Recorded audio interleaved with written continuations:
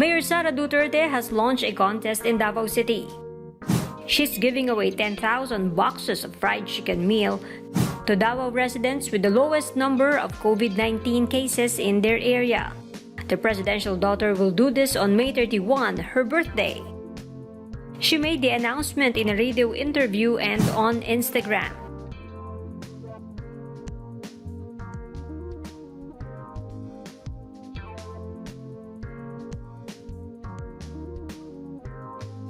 The Jollibee Chickenjoy comes with 10,000 bottles of 1-liter Coke.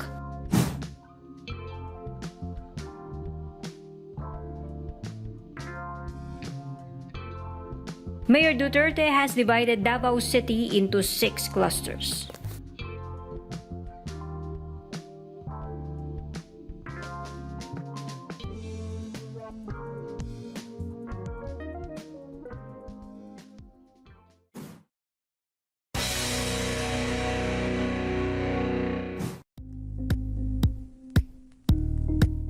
Thank you for watching Politiko TV. Please like and subscribe to our channel for more videos.